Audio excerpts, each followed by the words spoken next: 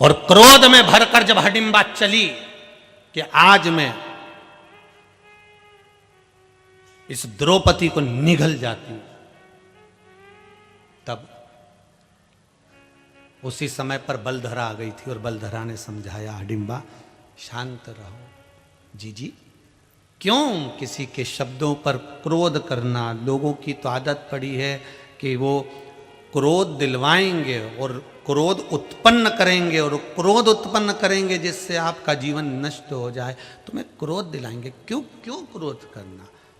क्रोध को शांत करो, जिसके कर्म का दंड वो भोगेगा। तुम रुको। बलधरा ने कहा, हडिम्बा ने कहा, फिर भी बलधरा तूने मुझे समझाया इसलिए मैं द्रौपदी को तो नहीं निकलूंगी, पर मैं इस घटोत्कच की मां हडिम्बा आज श्राप देती हूं द्रौपदी तुझको कि तू बिना पूत के रहेगी, तेरी संतान तेरे सामने मरेगी। और आप सब जानते हो द्रौपदी के कितने बच्चे हुए थे? 5। अश्वत्थामा ने सोते हुए 5 पुत्रों का वध कर दिया था और बिना पूत की हो गई थी, बिना पुत्र। जीवन में एक बात बहुत अच्छे से उतार लीजिए शिव महापुराण से कि हमें किसी का दिल नहीं दुखाना कभी जिंदगी में। कभी मत दुखाइए किसी का दिल, किसी से अपशब्द मत कहो, किसी से ताना मत दो। जिसके कर्म का दंड वो भोगेगा, जैसी करनी वो कर रहा है उसके अनुसार वो भोगेगा। वो ईर्षा कर रहा है किसी से, ईर्षा का फल वो भोगेगा। किसी को अपशब्द कह दिया, उसका फल वो भोगेगा। किसी के साथ कपट कर दिया, उसका फल वो भोगेगा। जैसी करनी करेगा उसके अनुसार उसको फल भोगना पड़ेगा। मत बुरे कर्म कर बंदे ना पछताएगा, भगवान की आंखों से तू बच नहीं पाएगा, तू बच नहीं पाएगा। अरे ओ अज्ञानी मत करना दानी। इसीलिए फिर कह रहे हैं कि समझ जाओ अभी भी मौका है। हमें किसी पर उंगली नहीं उठाना, हमें किसी पर अपशब्द नहीं करना, हमें किसी पर आरोप नहीं करना। कब हमको झेलना पड़ जाए कोई भरोसा है?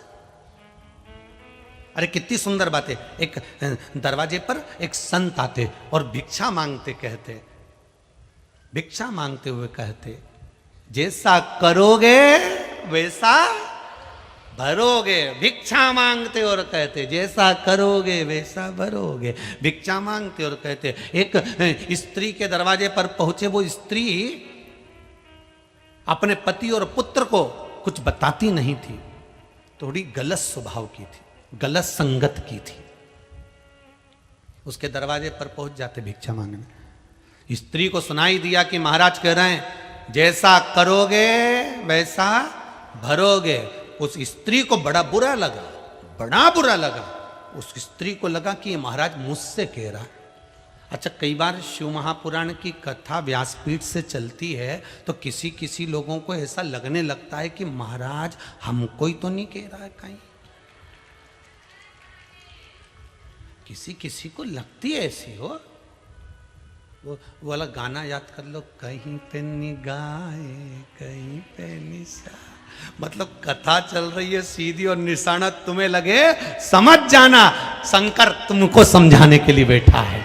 बस कथा चलते चलते जब कथा तुम पर उतरने लगे, कथा चलते चलते जब अपने आप पर, अभी तक कथा में दूसरे पर उतर रही थी, अब अपने आप पर उतरे तो समझ लो कि आप शंकर को मिलने में देरी नहीं है, कथा मेरे पर आ गई है। मतलब अब मुझे संवरना है, अब मुझे सुधरना है। अभी तक जो कथा चल रही थी तो लोगों को लग रहा था उसके लिए बोला होगा, उसके लिए बोला होगा, हमारी पड़ोसन ऐसी, हमारी धड़ोसन ऐसी, हमारे यहाँ वो ऐसा, हम दूसरे पर। अब कथा जब अपने तक पहुंच जाए तो समझ लो कि अब शंकर को मिलने में देरी नहीं, क्योंकि हम सुधरेंगे युग सुधरेगा। अब हमारी सुधरने की बारी आ गई है। अब वो कह रहा था जैसा करोगे।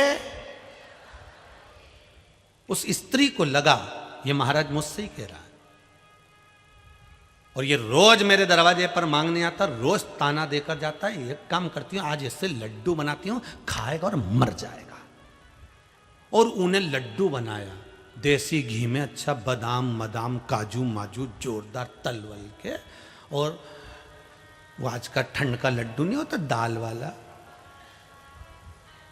मूंग की दाल का उड़द की दाल का, जौन सी भी दाल का हो, तुमने तुअर की दाल का ही खा जाओ, और दाल का लड्डू सेक सुखा कर बना के, और बाबा आकर चिल्लाए जैसा करोगे वैसा भरोगे भिक्षाम देही, जैसा करोगे वैसा भरोगे। इतने में ये श्रृंगार कर कर बाहर आई, महाराज रुको, लो लड्डू।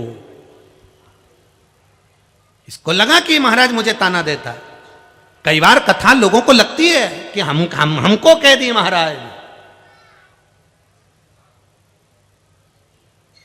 कोई भी कथा करने वाला कभी किसी का दुश्मन नहीं होता, वो तो व्यासपीठ से अपनी मस्ती में कहता है, कथा आपको लग जाए आपके ऊपर है, आपको लग जाए। अब इसने लड्डू दे दिया, लड्डू लेके महाराज चले गए।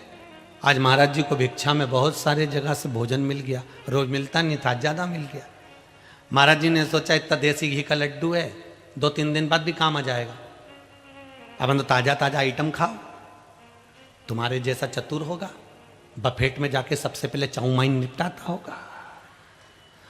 लोग बफेट में जाते हैं तो पहले खास खास आइटम खाते हैं, ये तंदूरी रोटी और पनीर की सब्जी तो रोज खाए।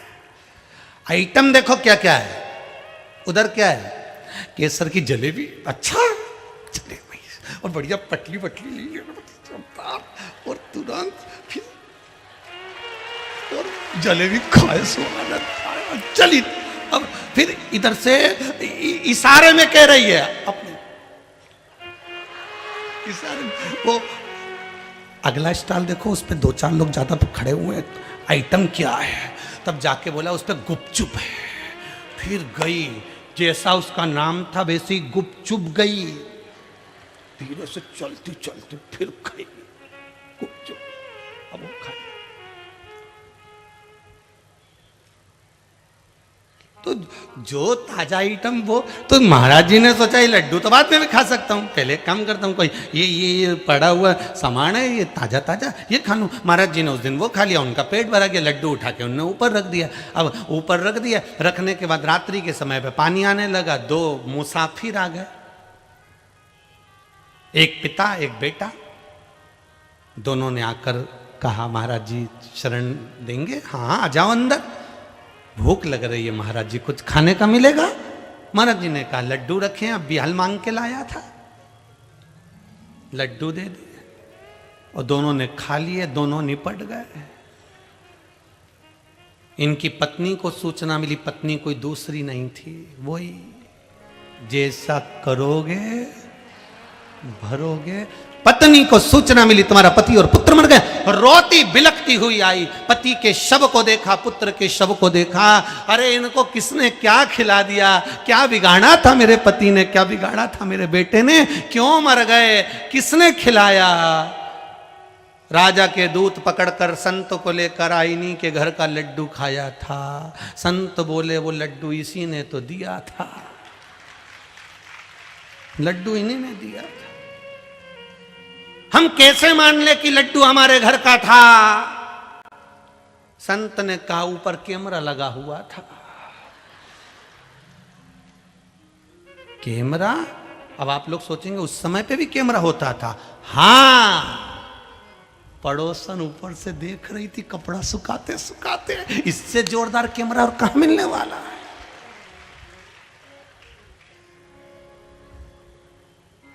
वो कहते हैं ना नारी के कितने श्रृंगार होते हैं, जम के बोलो जरा। नारी के 16 श्रृंगार होते हैं, तो कहा नारी का एक 17वां श्रृंगार भी होता है जिसके बिना वो अधूरी रहती है। कौन सा? कि चुगली। एक 17वां श्रृंगार भी, उसके बिना वो अधूरी है। जब तक वो दिन भर में एक आध की चुगली नहीं कर देनी, तब तक उसको कितना भी क्रीम लगा लेनी तो अच्छा लगे ही नहीं। आज हमारा मुंडा से किसी की चुगली क्यों नहीं हुई? 2 घंटा तक पहले लाइन खींची, पे लिपस्टिक भरी, अब चुगली नहीं हो तो मुंडा कितना बुरा लगे। ये 17वां श्रृंगार है। चुगली हुई क्यों? इसलिए फिर भी निवेदन कर रहे हैं, या तो सुधर जाओ नहीं तो सिधर जाओ, मौका है।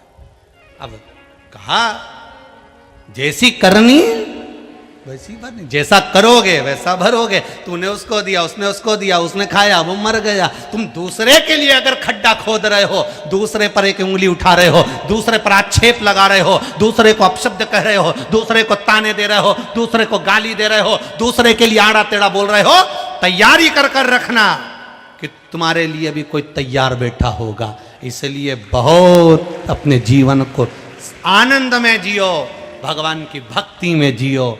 अगर राम का नाम लोगे तो राम मिलेगा, कृष्ण का नाम लोगे कृष्ण मिलेगा, शिव का नाम लोगे शिव मिलेगा, आक्षेप से नहीं मिलेगा, आक्षेप से नहीं। जैसा करोगे वैसा भरोगे। द्रौपदी ने हडिम्बा के पुत्र को भगा दिया था और वो हडिम्बा ने द्रौपदी के वंश को मिटा दिया था। ले तेरे तो बिना पूत के रहेगी, बिना संतान। संतान होने के बाद भी संतान चली गई। जरा विचार करिएगा, किसी का दिल नहीं दुखाना हमको। जिसकी करनी वो भरेगा, कर्मदंड वो भोगेगा। आप तो अलमस्त अपनी जिंदगी जियो, खूब चकाचक रहो, गुलाब जामुन खाओ, अलमस्त जियो, राम नाम गाओ, कृष्ण नाम गाओ, शिव नाम गाओ, भगवान का भजन करो। क्यों सोचे?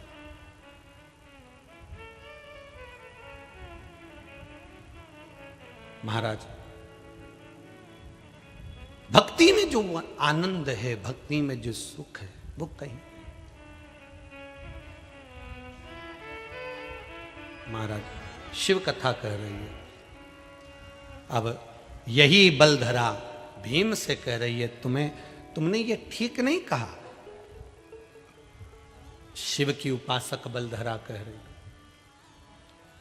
ये आपने ठीक नहीं कहा। शंकर की भगत बलधरा कह रही है, आप कह रहे हो कि मैंने जो शिवलिंग बनाया वो ठीक नहीं। यहां तो शास्त्र कहता है कि कंकर शंकर है। जब कंकर शंकर है तो एक छोटा सा छोटा कंकर भी शंकर ही माना जाएगा। और आप कह रहे हो ये शिवलिंग छोटा है। शिव महापुराण की कथा कहती है, जितना घर में छोटी सी छोटी मूर्ति होती है, घर में जितना छोटे से छोटे भगवान होते हैं, जितना छोटे से छोटा स्वरूप होता है, वो सुख देता है, वो आनंद देता है।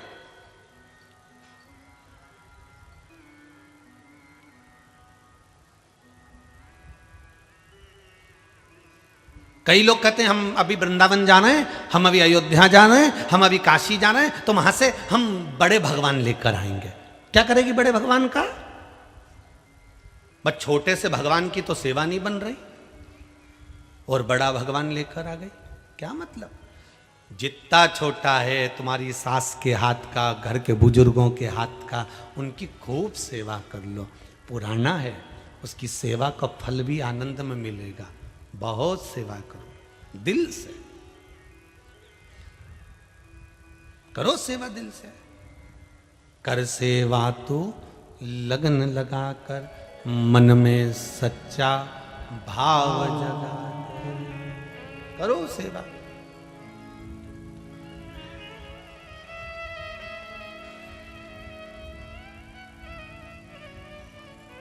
और जब दिल से सेवा करी जाए, दिल से भाव से, दिल से अगर भगवान शंकर को रिझाया जाए तो शिव क्यों नाराजी होंगे?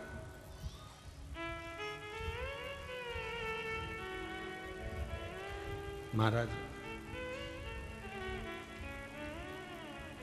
भोलेनाथ दया करके हमको अपना ले, शरण पड़ा तेरे चरणों में जगा देना। भोलेनाथ दया करके मुझको अपना लेना, मैं शरण पड़ा तेरी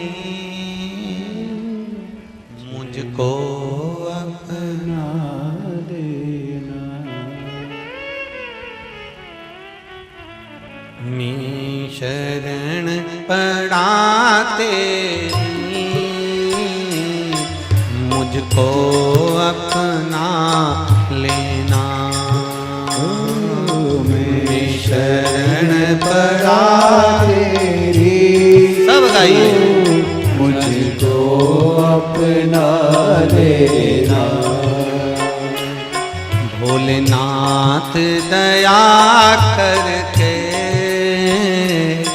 मुझको अपना लेना। भोलेनाथ दया करके शंभो मुझको अपना लेना। जय हो।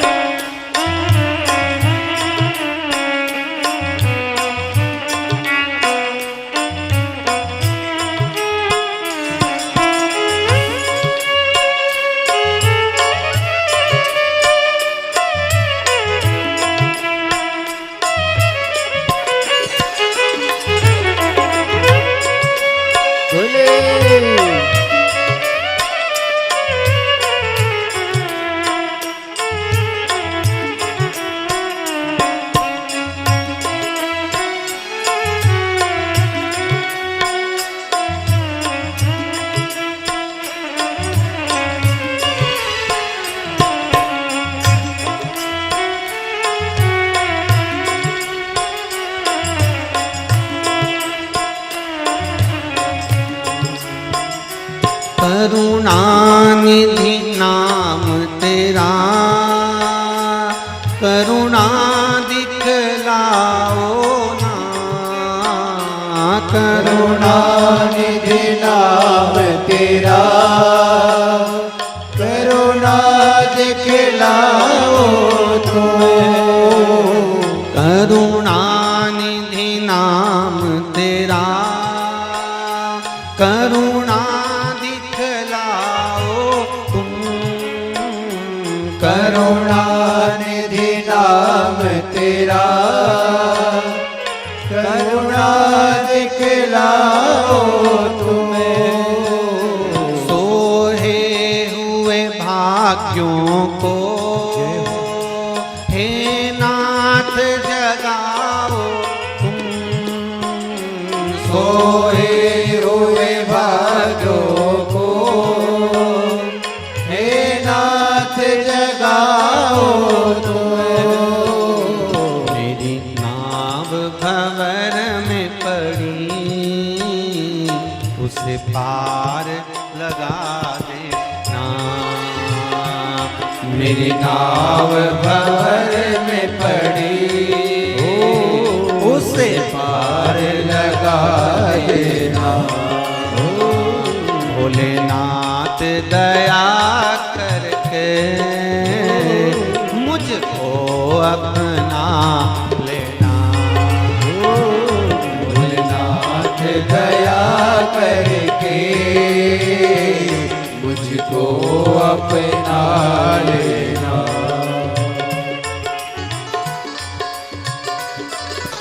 हर हर भोले जय हो।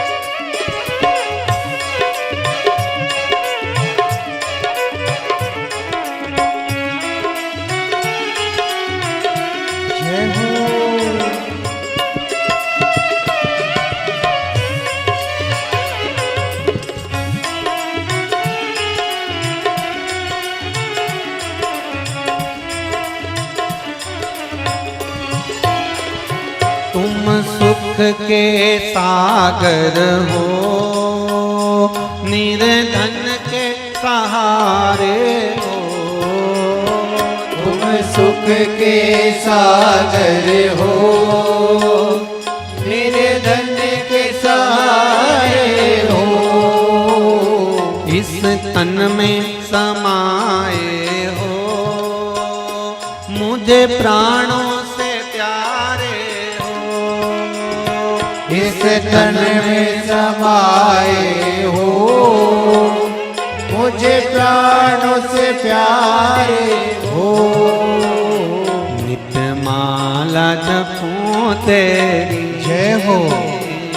ना मुझको भुला देना हो। नित्य माला जपो तेरी, नहीं मुझको भुला लेना हो। भोलेनाथ दया करके मुझको अपना लेना। भोलेनाथ दया करके हो, मुझको अपना लेना। मैं शरण पड़ा तेरी, चरणों से लगा लेना। मेरे शरण पड़ा तेरी हो, चरणों से लगा लेना। मैं शरण पड़ा तेरी, चरणों से लगा लेना।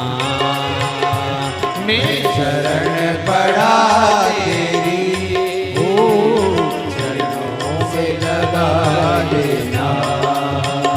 चरणों से लगा लेना।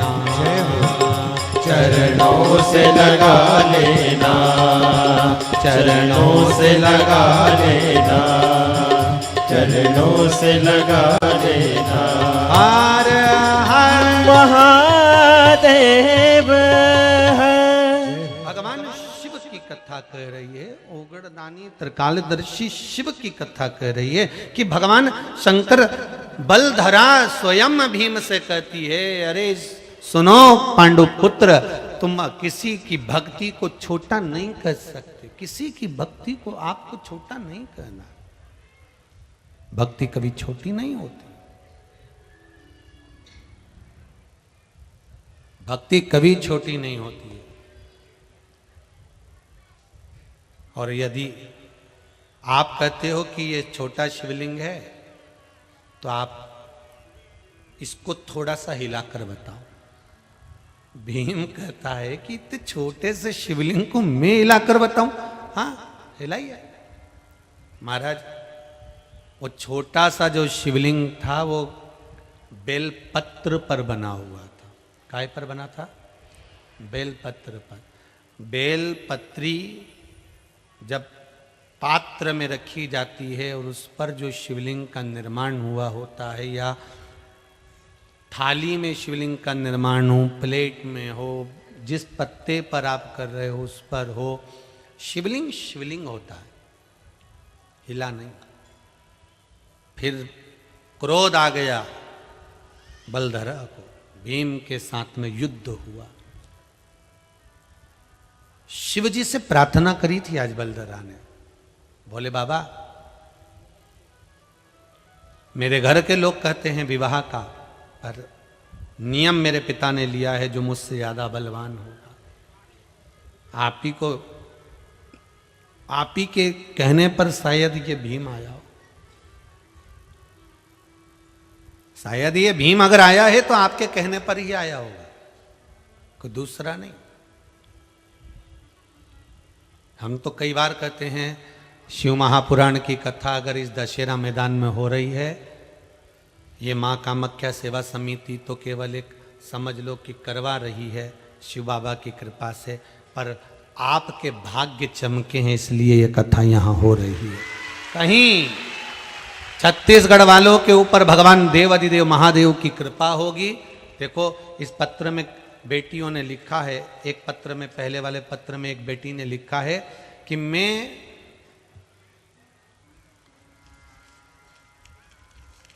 एक पत्र में बेटी ने लिखा है कि गुरुजी, मैं किसी देवता को नहीं मानती, ना मैं कथा को मानती, पर मेरी माता जी ने कहा था तू एक बार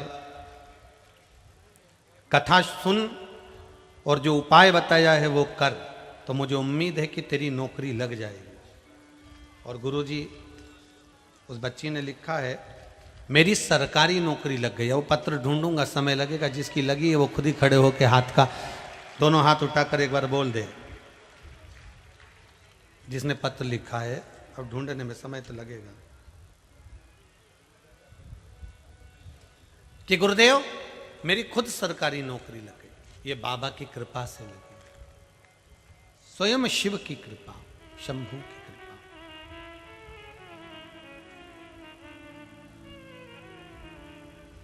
शंभू शरणे पड़ी, मांगू घड़ी रे घड़ी, दुख काटो दया करी दर्शन हाथो। जैसे बेटी कह रही है कि मेरा विश्वास नहीं था, पर शिव महापुराण की कथा सुनी और नौकरी लगी। वो जहां बैठी होगी, ये पत्र तुमने पढ़ लिया था, पर वो रखा है इसमें।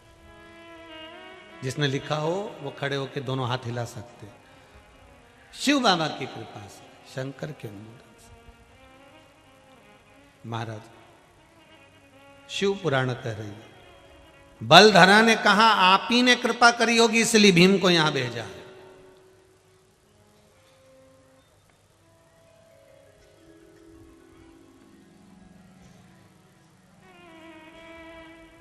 आप ही ने पत्र लिखा था बाबू, इसीलिए आपने, शिव ने कृपा करी है, इसलिए यहां पत्र आया। पत्र आया, शिव ने कृपा करी इसलिए इस भीम को भेजा। ठीक है, भीम आ गया, युद्ध प्रारंभ हुआ। ऐसा युद्ध लड़ा, ऐसा युद्ध लड़ा, आखिरी में बलधरा हारी, भीम जीता। और भीम का विवाह बलधरा के साथ में हुआ। पर बलधरा के साथ हो तो गया, बलधरा के साथ में फिर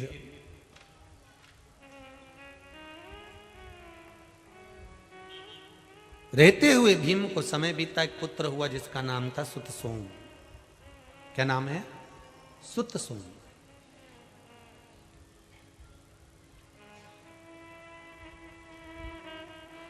वो भीम का पुत्र सुतसोम शिव की भक्ति से प्रकट हुआ था, क्योंकि बलधरा बिना शंकर की भक्ति के रह नहीं पाती थी। बलधरा बिना शंकर की उपासना के रह नहीं पाती थी। हर पल उसे शिव की भक्ति चाहिए थी। जब इसका पुत्र हुआ तो बलधरा ने हाथ जोड़कर निवेदन करा, भोले बाबा, जैसी भक्ति मुझ में है ऐसी भक्ति मेरे पुत्र में हो, और इस पुत्र को आप अपने पास में रखिए संजो कर। बलधरा